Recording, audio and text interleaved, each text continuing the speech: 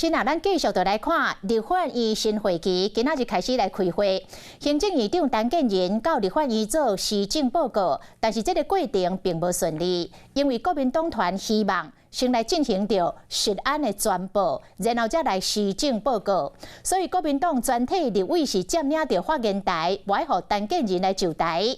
结果最后是韩国瑜讲一句：“咱开会。”所有国民党的立委才来替开，互陈建仁来就台。这嘛是韩国瑜第一届来主持着院会，看起来是不止啊清楚。坐伫边仔秘书长张万来是一直甲提醒。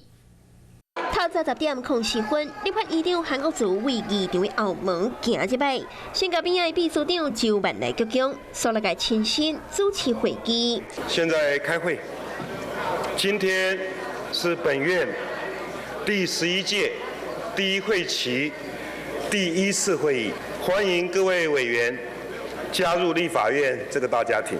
双手放桌顶，向委员画出对新会期的期望。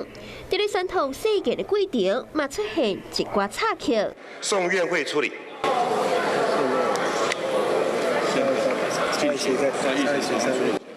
在确认议事日程之前，请技师吴世忠配白色的设置参加。韩国瑜表情真严肃，是讲伊对技术的定数，敢若阁有淡薄青分。看伊到发言结束，打要坐落来，无到几秒钟，在边周万来的提醒之下，伊就随个站起来。上述名单送交议事处后，即不予更换。艺术人员在宣讨的过程，张万来真正有够无用。一可能和韩国瑜起不起厝，一可能团结掉我。老尾归去站起来，甲韩国瑜讲，伊应该爱宣讨的所在伫倒。报告院会，现在我们继续开会好吗？好，请各位委员就位。在韩国瑜的命令之下，国民党团就随结束会议。韩国瑜头一遍以院长的身份主持院会。